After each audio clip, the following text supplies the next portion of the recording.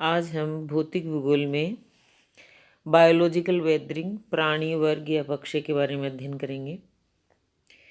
वनस्पति तथा जीव जंतु दोनों चट्टानों के विघटन तथा वियोजन में अपना रोल अदा करते हैं, यानी दोनों ही सहयोग प्रदान करते हैं। इनके जो कार्य हैं वो हमेशा विनाशात्मक ही नहीं होते हैं। वनस्पतियाँ यदि एक तरफ चट्टान को अपनी जड़ों द्वारा कमज़ोर बनाती हैं तो दूसरी तरफ उनमें सघनता तथा संगठन भी लाती हैं। इसमें जो आएगा वो पहला है अपना जीव जंतुओं द्वारा अपक्षय, फिर अपन अध्ययन करेंगे वनस्पतियों द्वारा अपक्षय। जीव जंतुओं द्वारा अपक्षय में जो भी पृथ्वी की ऊपरी सतह में मिट्टी में रहने वाले कई प्रकार के जो कीड़े मकोड़े तथा बिल बनाकर रहने वाले जीव होते हैं, जो कि धीरे धीरे परंतु लगातार धरातलीय चट्टानों में अपना जो रहने के लिए ब्रोइंग एनिमल्स होते हैं, तो उसके लिए वो जो अपना एक खनन कार्य करते हैं, उससे चट्टानें हैं वो ढीली और असंगठित होती रहती हैं। ये जो बिलकारी जीव हैं, इनमें एक प्रकार की गिलहरी जिसे गोफर बोलते हैं, प्रेरी कुत्ते, दीमक, लोमड़ी, गीदड़, चींटी, चूहा आदि मुख्य हैं, जो कि अपने रहने के लिए चट्टानों को खोदकर उनमें बिल बनाते हैं, जिससे चट्टान कमज़ोर हो जाती हैं और विघटन आसानी से होने लगता है। छोटे जीव कीड़े मकोड़े और केंचुए आदि हैं, ये भी जैविक अपक्षय में इनका सर्वाधिक हाथ होता है। इसी तरह मनुष्य जो है वो भी अपक्षय में सहायता करता है। किस प्रकार?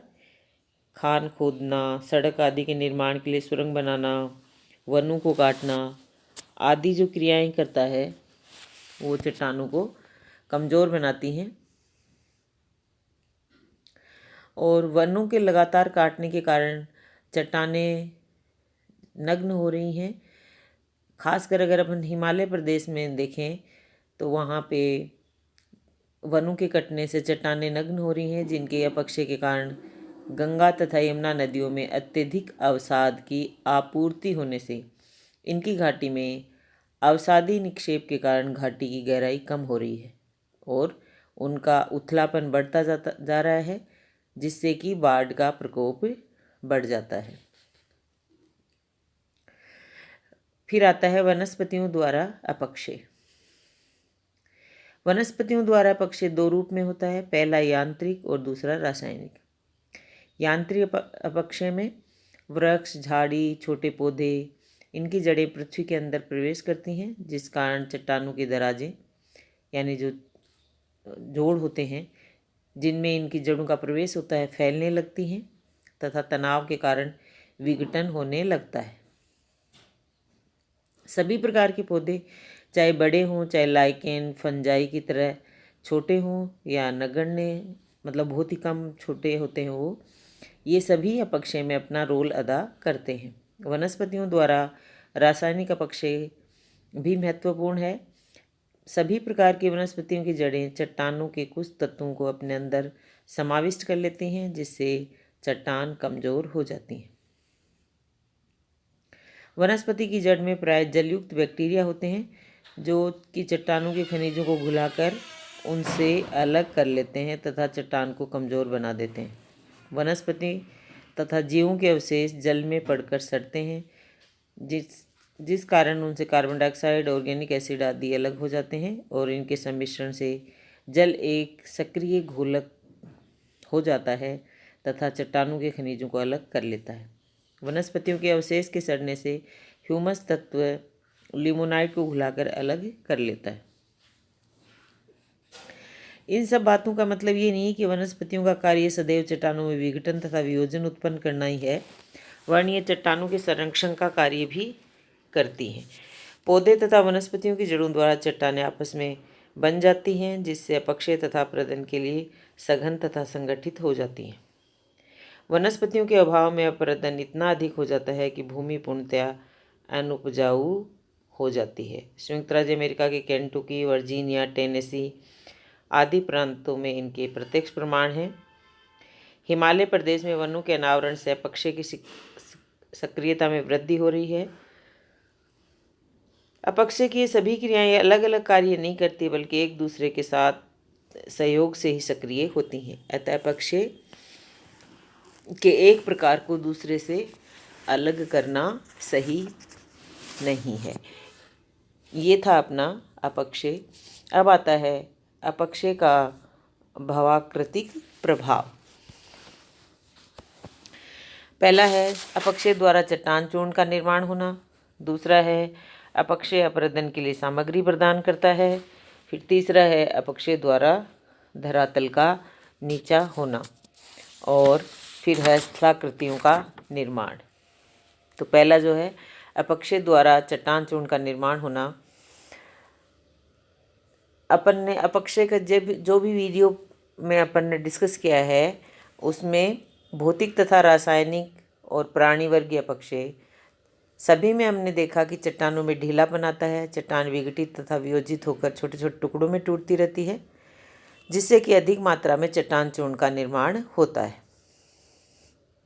पृथ्वी की ऊपरी सतह में जिस सीमा तक अपक्षय का प्रभाव होता है उसे अपक्षय मंडल कहते हैं। अपक्षय मंडल का विस्तार सर्वत्र समान नहीं होता, वरन स्थान स्थान पर अलग होता है।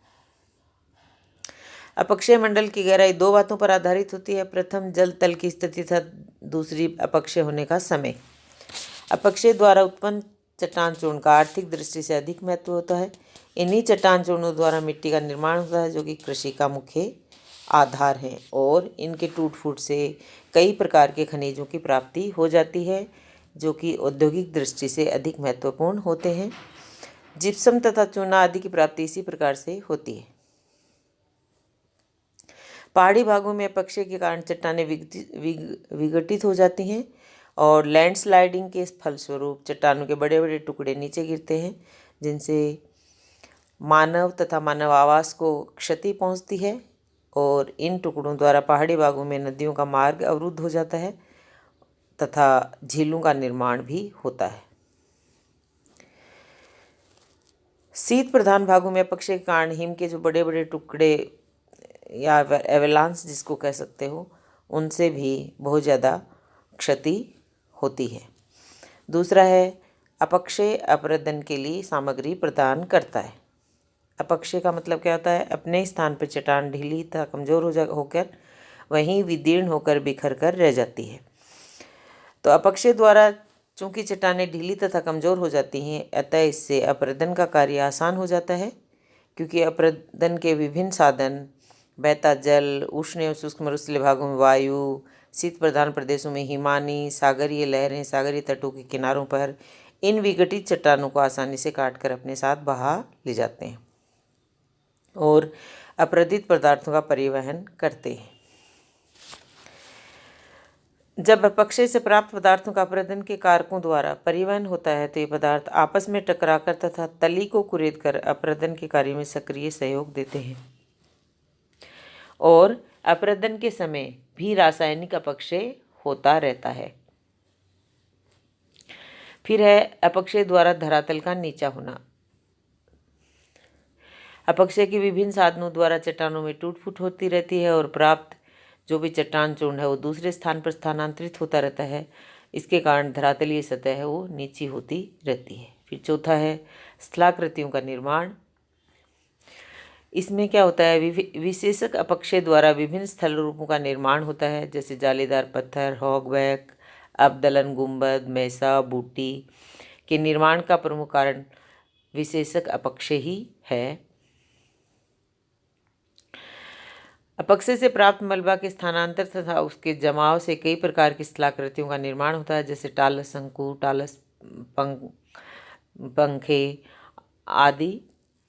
इन पदार्थों के ढाल के सहारे सर्पण के समय वेदिकाओं की रचना होती है। अपक्षय तथा विशेषक अपक्षय स्वतंत्र रूप में उच्च पर्वत चोटियों के निर्माण तथा परिवर्तन से लेकर चट्टान चूर्ण के संचयन तथा जमाव से उत्पन्न स्थलाकृतियों का निर्माण करते हैं। स्थलाकृतियों का निर्माण केवल विशेषक अपक्षय द्वारा संपन्न हुआ है ये बताना कठिन है, क्योंकि विशेषक अपक्षय शायद ही अन्य अप्रदन के साधनों से अलग होकर कार्य करता हो तथा स्वतंत्र स्थलाकृतियों के निर्माण में समर्थ हो।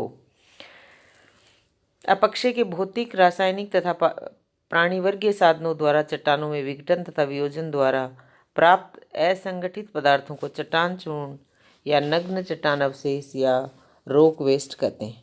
भग्न राशि रॉक का ऊपरी ढाल से गुरुत्व तथा जल के स्नेहन के द्वारा नीचे की ओर सामूहिक स्थानांतरण होता है तथा उनका ढाल की पदस्थली पर टालस के रूप में जमाव हो जाता है। सामूहिक स्थानांतरण कई रूपों में होता है, जिसमें भूमि सर्पण, भूमिस्खलन, पंकवा, मडफ्लो जो होते हैं। भूमिस्खलन भी अवपतन तथा मलबा स्खलन, मलबापात, शैल स्खलन आदि को इसमें शामिल किया जाता है। ये था अपना अपक्षय।